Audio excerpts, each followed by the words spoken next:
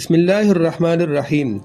یہ اس زمانے کی بات ہے جب زمین پر لوگ ایک اللہ کی عبادت کرتے تھے اور ہر طرف امن اور سادگی کا ماحول تھا، مگر وقت گزرتا گیا اور شیطان نے انسان کے دل میں ایک ایسا وسوسہ ڈالا جس نے پوری قوم کی تقدیر بدل دی۔ یہ ہے حضرت نوح علیہ السلام کی وہ داستان جس کا ذکر اللہ تعالیٰ نے قرآن مجید میں بار بار فرمایا۔ زمین پر کچھ نیک اور صالح لوگ رہتے تھے جن سے لوگ بے حد محبت کرتے تھے۔ جب وہ دنیا سے رخصت ہوئے تو شیطان نے لوگوں کے دلوں میں ایک خطرناک خیال پیدا کیا۔ اس نے کہا، ان کی یاد میں مجسمے بنا لو تاکہ تم نیکی کو کبھی نہ بھولو۔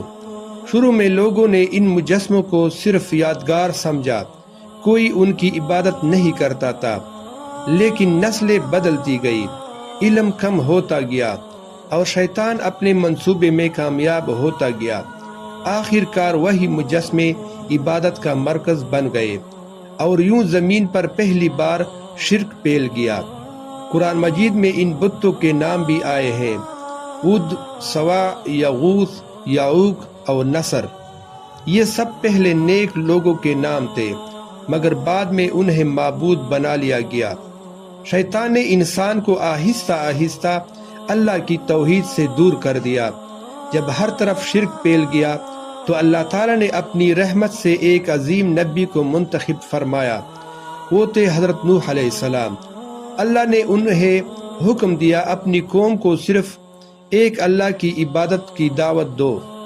حضرت نوح علیہ السلام نے نہایت نرمی سے فرمایا، اے میری قوم، اللہ ہی کی عبادت کرو، اس کے سوا تمہارا کوئی معبود نہیں۔ انہوں نے قوم کو سمجھایا، دنیا کی زندگی ہمیشہ رہنے والی نہیں اور ایک دن ہر انسان کو اپنے رب کے سامنے حاضر ہونا ہے۔ کچھ لوگوں نے خاموشی سے ان کی بات سنی، مگر قوم کے سردار غصے سے بھر گئے۔ انہوں نے کہا، تم بھی تو ہماری طرح ایک انسان ہو، پھر ہم تمہاری بات کیوں مانیں؟ تکبر نے ان کے دلوں کو حق قبول کرنے سے روک دیا۔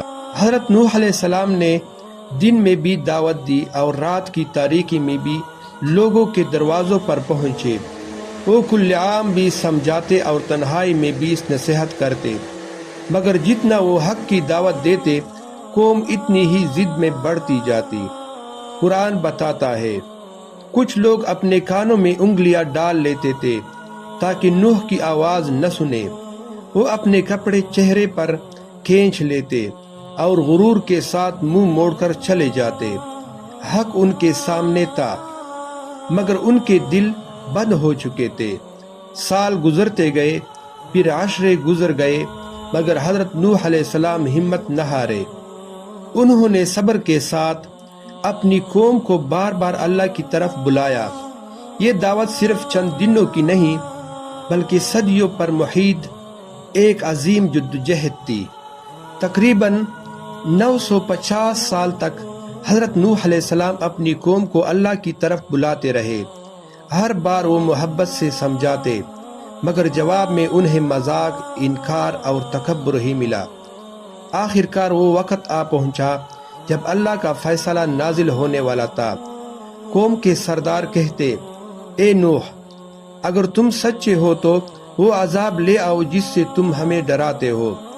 ان کے چہروں پر غرور تھا اور دلوں میں حق کے لیے کوئی جگہ باقی نہ رہی تھی۔ وہ سمجھتے تھے عذاب کبھی نہیں آئے گا۔ حضرت نوح علیہ السلام نے فرمایا، اگر اللہ چاہے گا تو عذاب ضرور آئے گا۔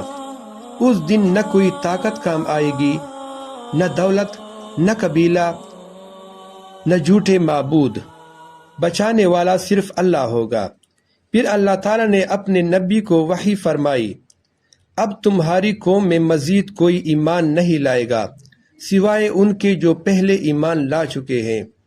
یہ حضرت نوح علیہ السلام کے لیے نہایت دردناک لمحہ تھا۔ اللہ تعالیٰ نے فرمایا، ہماری نگرانی میں ایک کشتی تیار کرو۔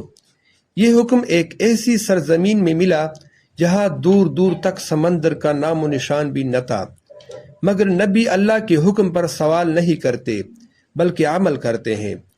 حضرت نوح علیہ السلام نے کشتی بنانا شروع کر دی۔ قوم کے لوگ وہاں سے گزرتے تو زور زور سے ہنستے اور کہتے، نوح، کیا اب تم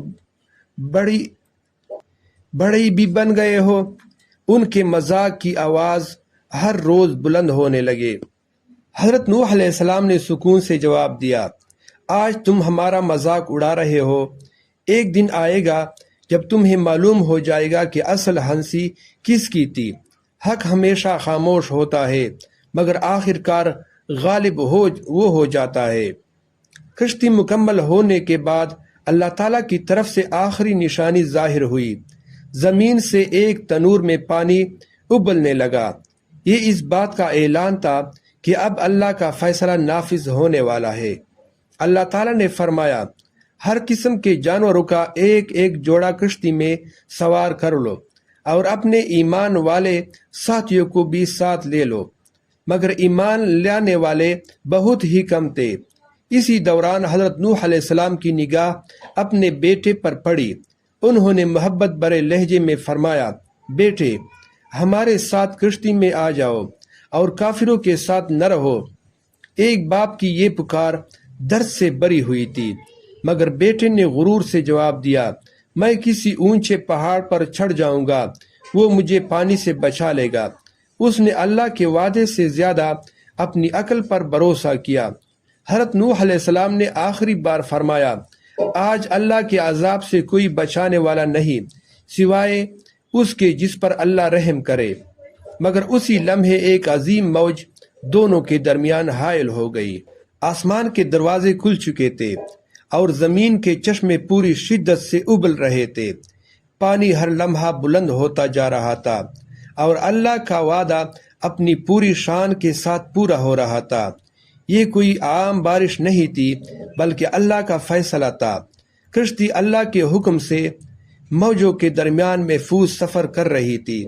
ہر طرف پانی ہی پانی تھا۔ پہاڑ بھی آہستہ آہستہ نظروں سے اوجھل ہونے لگے۔